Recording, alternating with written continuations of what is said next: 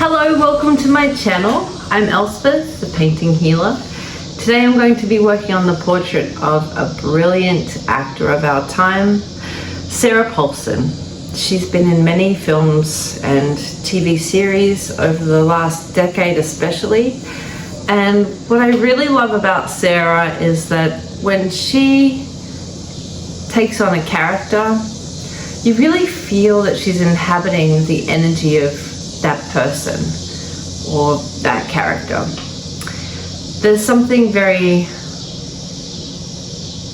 otherworldly, supernatural, psychic, whatever it is. She has some special skills. She really has some heightened abilities, and I think she's one of the very best actors of our time.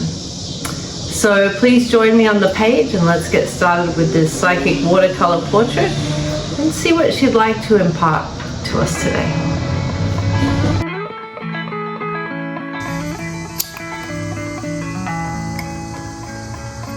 Alright, opening the call with Sarah Paulson. There we go. Very strong candle flame for this one. Okay. I hope that you're having a wonderful day wherever you are. And if you're not having a wonderful day, then you're in the right place, because you're going to feel cheered up soon.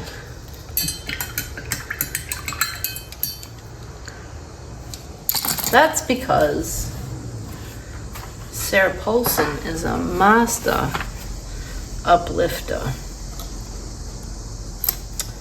All right, here we go. Let's start with some nice broad brush strokes, actually.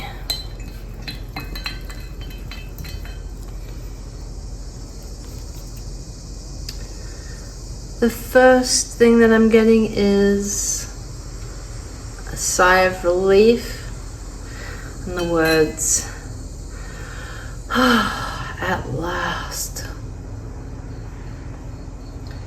She climbed several mountains to get to where she is, to the point that she can pick and choose the roles that come to her. And for her, acting is a mode of travel. This is what she's really excellent at. Traveling with her mind. I know that she is a Sagittarius sun and moon in Aquarius.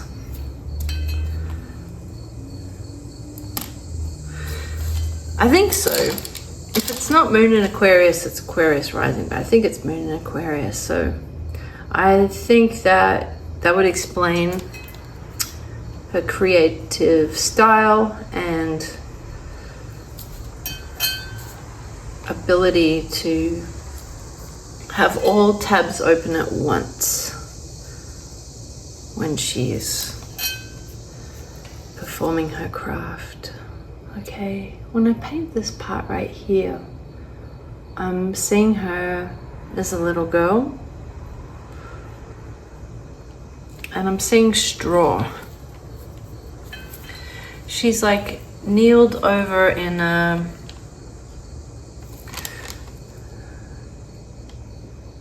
is pinafore the word? It's like a school dress.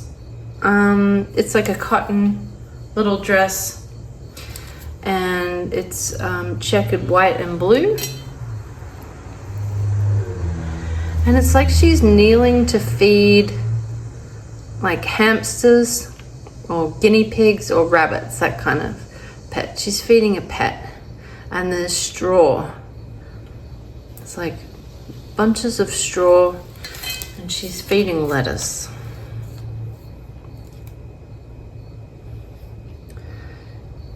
So from a young age, she felt a connection to plants and animals.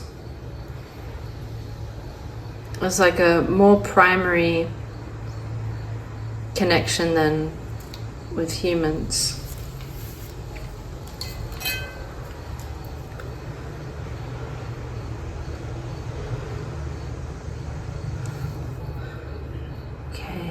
when I look into her eyes, I'm going to use some lavender for this one. Very excited by my new paints. They're from the 1930s and I'm the first one to use them, and they're absolutely fantastic. I'm really enjoying them. I think that Sarah Paulson would love this too. I get that she's very sentient, so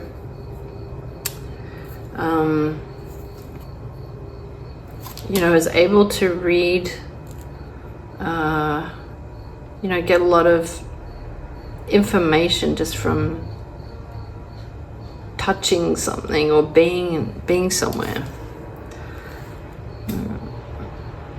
Let's try.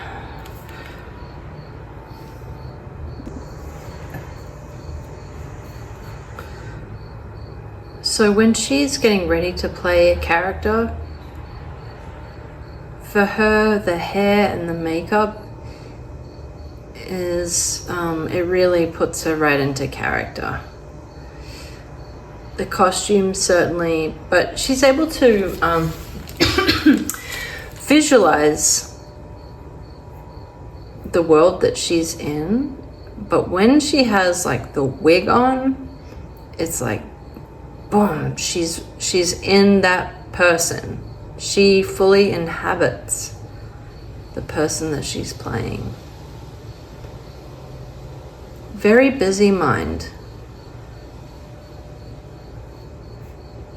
Very smart and bubbly person.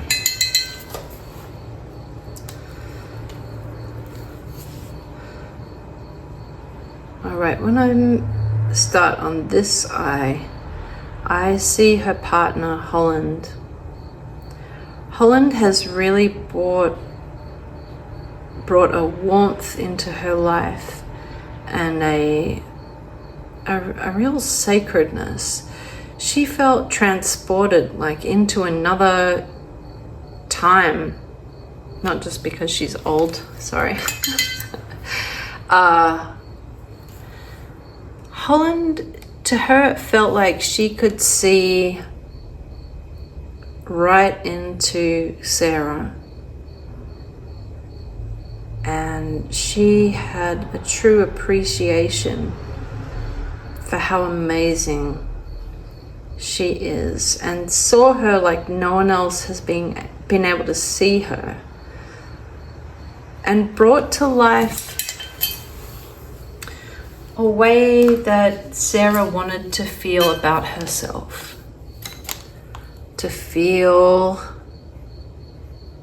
magical, to feel classic and vital and effervescent. Not just beautiful, not just witty, not just talented, but the way that Holland sees Sarah and makes her feel is expansive and very important, and you know, more it really expanded the way she saw herself, and it made sense to her as well. It was like she sort of felt like most people in the world couldn't calculate or compute what she was about. She was sort of seen as quirky, very gifted, but they didn't care to see any further than that. Like why she's gifted, why she's quirky. They couldn't really see her heart, her very intense, strong, passionate heart. They saw whimsy and sort of a cooler, like a colder version of herself. And that would be the self that she sort of presents outwardly. But Holland was able to bring out a richness. And it's really about the way that they make each other feel is so expansive and understood. Beautiful. Yeah. It's like Holland opened a window that she thought was sort of painted over and shut. Have you ever been into like an old house and someone just carelessly painted over the windowsills and now it's jammed closed and you can't open it? That's sort of how Sarah felt. Maybe they both felt that, but Holland was able to just lift open the window and let the cool summer breeze come in, and it felt like a miracle to Sarah. She had just sort of resigned to the fact that, well, that window just doesn't open. It's beautiful, it's pretty. I'm sure it would be very nice if it was functional, but she had sort of resigned to the fact that her life just must be all about work. But not so. And no surprise, her work really opened.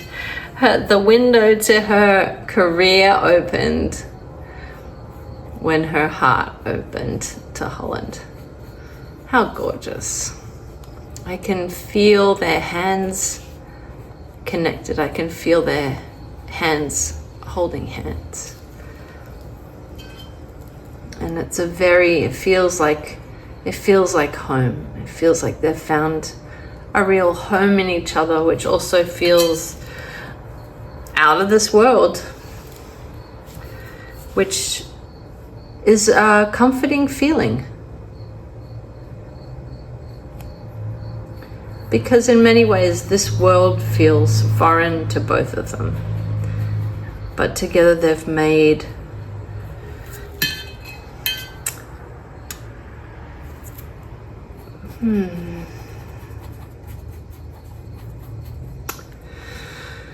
they've been able to find themselves more and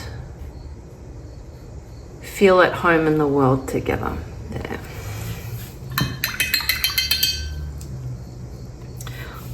Let's see, let's just going with the flow of the colors that I feel here, and I'm just spoiled for choice with these delicious paints. There's something about aged watercolors that I just love, and I don't understand it. I would guess that it's the chemical process of sitting in a box for almost 100 years, crystallizing, that they just have a completely different effect than modern paints, and I love it. It's almost like the color changes when it dries, even on the page. Beautiful.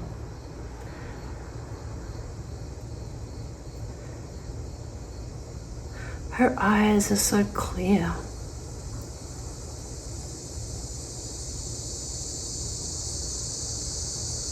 Yeah, she has an otherworldliness. Very refreshing sparkle, and also she has a very fine-tuned ability to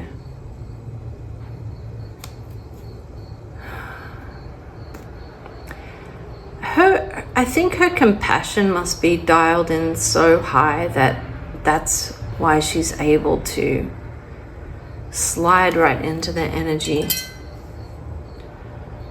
and portray the characters with such clarity.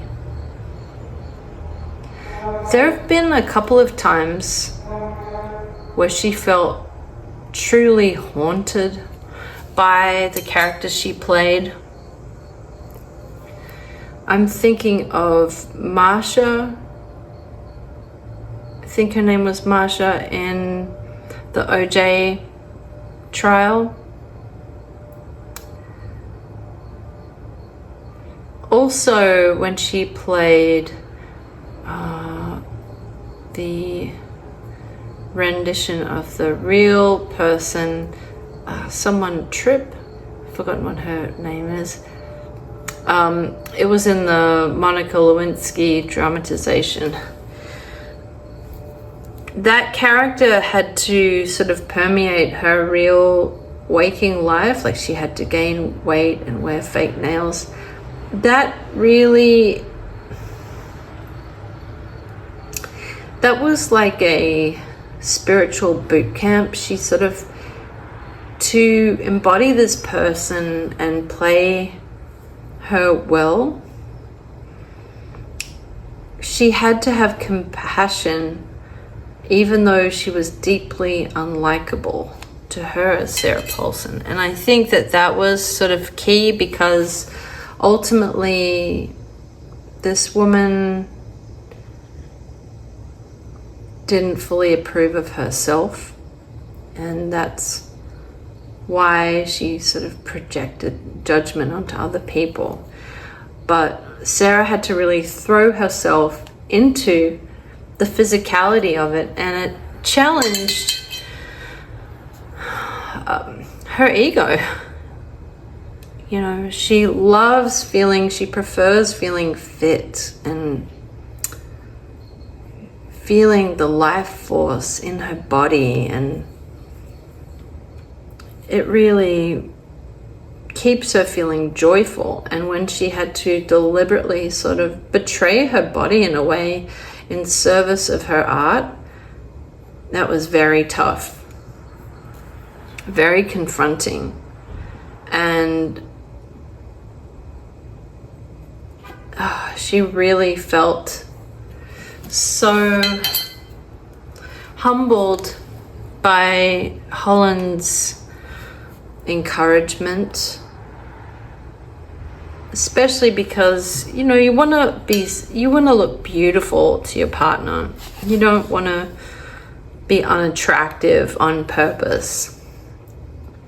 But that's what she had to do at that moment.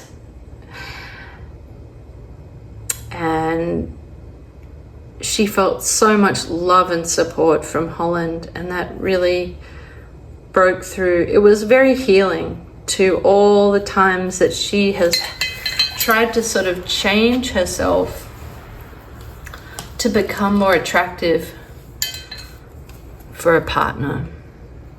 It was very healing to be loved, not just for her as she was, but her as she was someone else.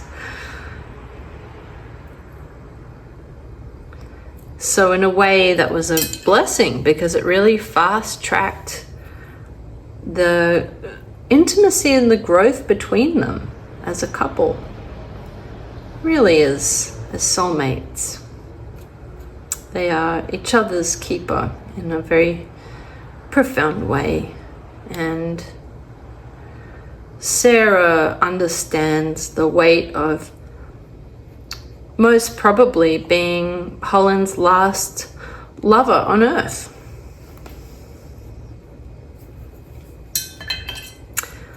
And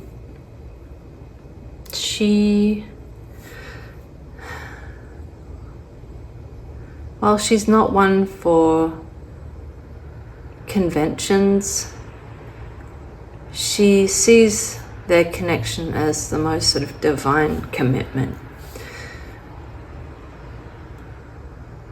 So why she may not feel compelled to like lock it down and get married and do all the social norms, she feels that they're, you know, unconventional. I think they still live separately. They have their own houses, and even if they live together, they maintain separate houses as well.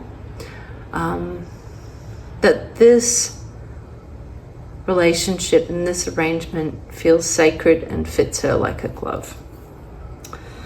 And it's forcing her to really practice being in the moment and being more present in her own life, and not existing to show up in portraying other people's lives. This divine relationship brought her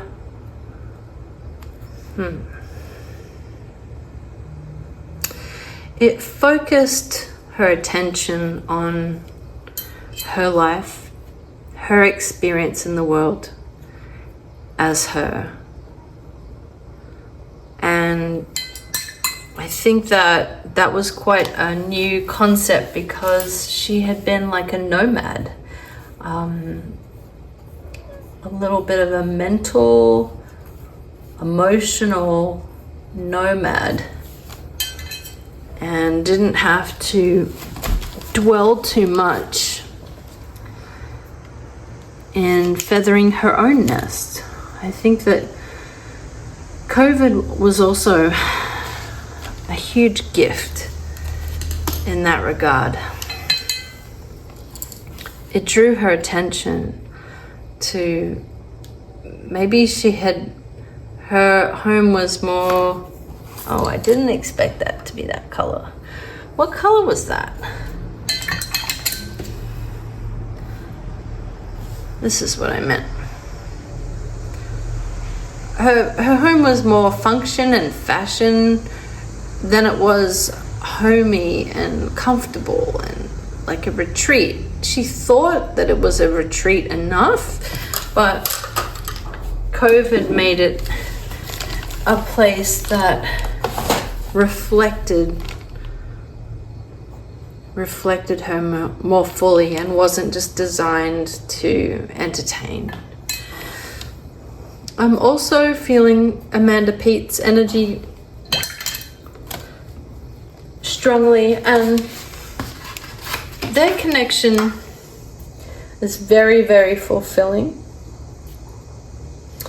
And it's not sexual, it's not sexual, but it is actually romantic.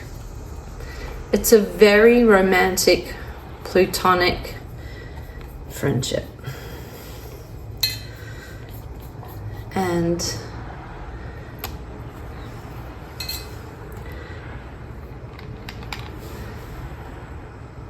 Amanda and Sarah have quite a symbiotic relationship that transcends. I mean, by design, I think she became a very important surrogate family figure to her, to stabilize in between the throes of romantic relationships. There was an unhappy pattern before Holland where Sarah was desired by her partner, but also felt that she was the one sort of convincing them to be with her.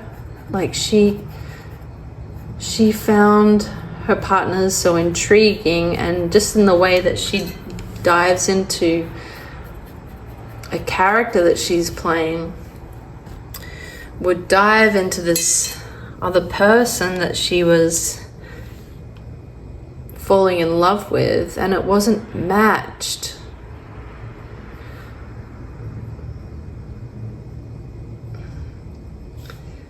And in a way it was sort of convenient because Sarah loves her space and her freedom and her independence, but also felt that maybe if she let go, she found that she was the one, here's a funny word, buoying on the relationships. That's not my word, but sort of keeping it afloat.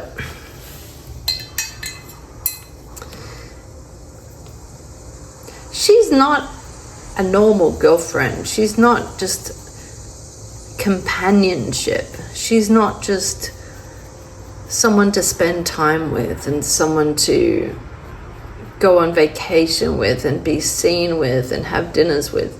She is a whole universe. She is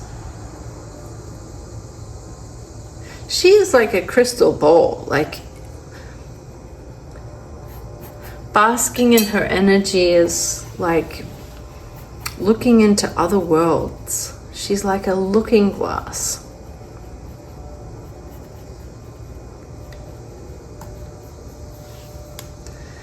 Her incredible gift and ability of demonstrating her love is, as a true artist, she's able to really see people and reflect them and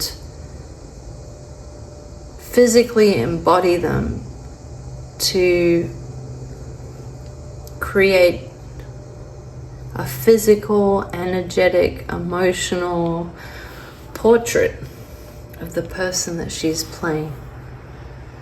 And that takes profound understanding of your abilities.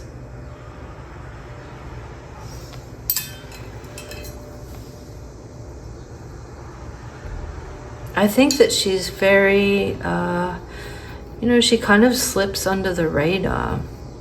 I think that she's in a lot of films, but she doesn't receive the same attention that other actors do. For example, one of her frequent collaborators, Kate Blanchett,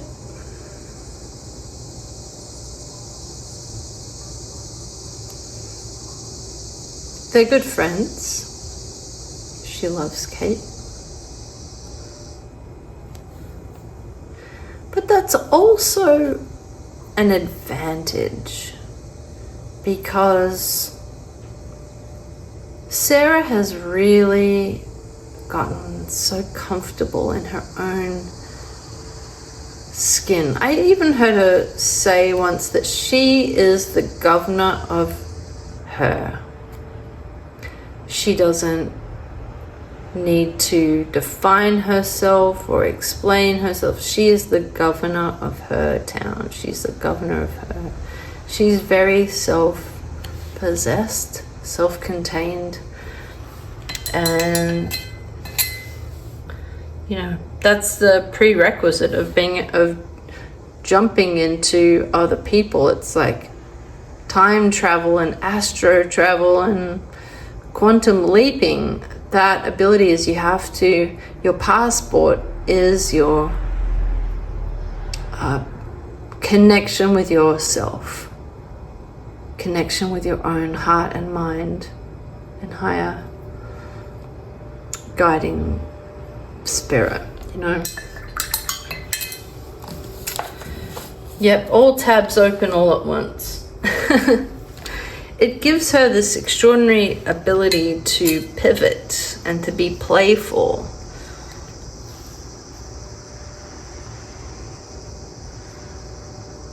I feel like I was saying something, then I kind of went on a tangent. That happens. Oh yeah, so I started the session by saying at last. Oh yeah, the advantage to being slightly under the radar, even though she's definitely garnered more attention in the last decade. While she used to seek more notoriety so that she could attain more experience and more roles and therefore more mind travel and be able to really master her craft, that's very important to her, is the mastery. And she's absolutely excellent of fine-tuning herself so that she can be an excellent instrument to reflect and to perform.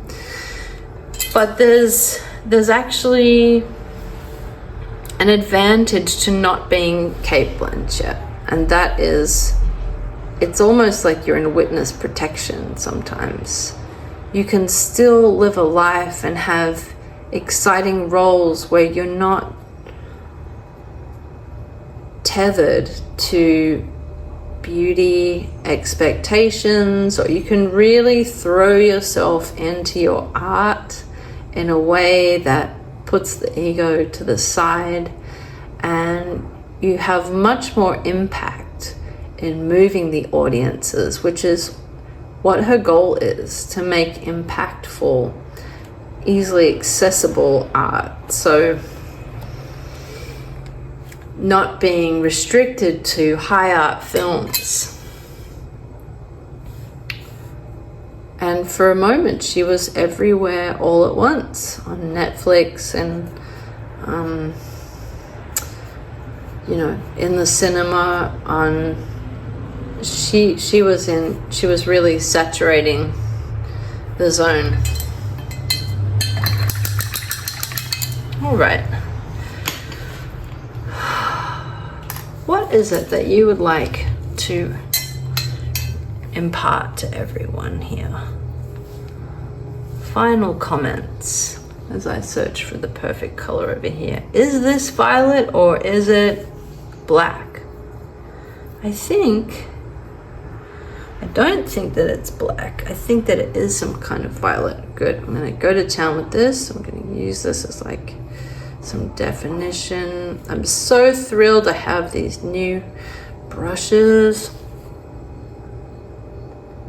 that just allow me to drive faster. When I worked in a guitar shop over 20 years ago, there was this one guitar salesman that would actually say things like, "Oh, you should buy the red guitar because it's red, it goes faster." What? It did work on some people though. Well, that's how I feel about the colors. The colors impart different meanings, and they have like a, you know, different scale of energy.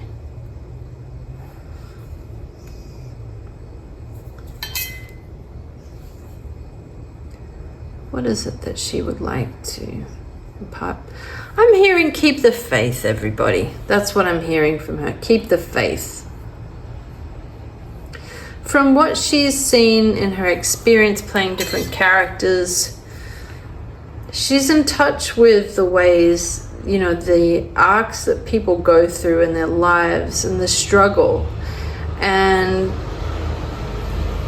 on a collective note, there is a feeling of anxiety, that the ground feels uncertain, and that it's hard to rebel when the ground feels uncertain. So even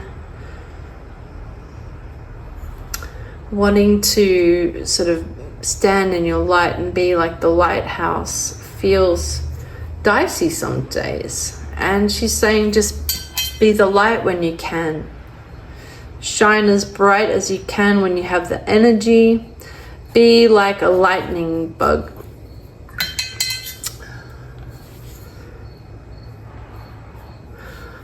What's the other word for lightning bugs? Firefly. Light up and then release it. Light up and then release it. And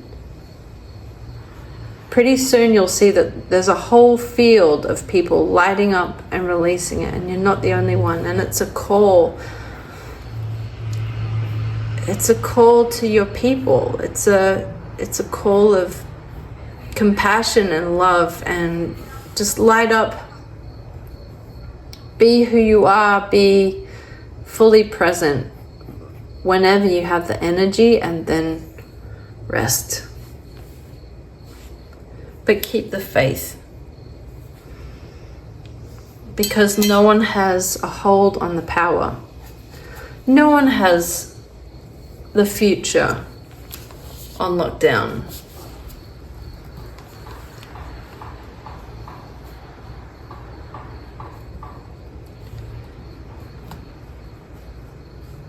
Everything is transient, and that is the natural way that it is.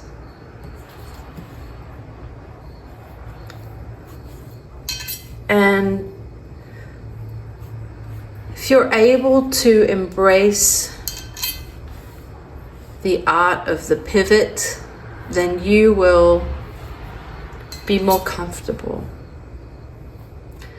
Be at home amidst the confusion. Be at home in your own body. Be the governor of you.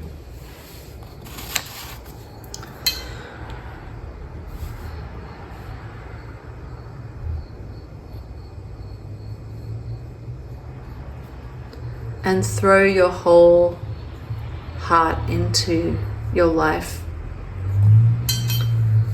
in the same way that she does when she portrays other people. Without judgment. Don't judge yourself. Apply yourself. Let yourself breathe. Let yourself be free in your own life. It's the most important thing you can do. It's the most important thing you can make. It's the most important thing you can be. Is to be freedom. To be free. To be an example of freedom. In all the ways that are important to you, because you don't know the ricochet effect and how important it might be to someone else. Your example could be the key to unlocking someone else's gateway to freedom as well. And she feels very passionate about that.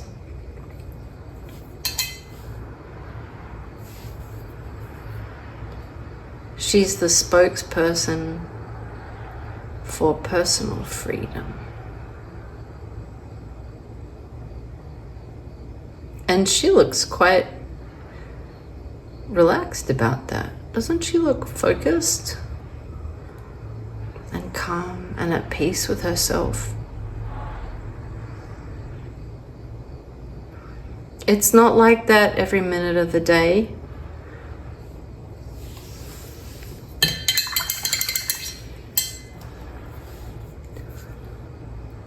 But when it is, it's brilliant. All right, I'm going to pause here and let the paints dry on the first layer, and then I'm going to refine, consider and distinguish Sarah Paulson's portrait, and I'll show you the final result in a short on YouTube, a reel on Instagram, and a portrait for purchase on my Etsy store. Thank you so much for watching today. I've really enjoyed this interaction with Sarah and sharing it with you. All right, sending you lots of love and good health. I'll see you next time.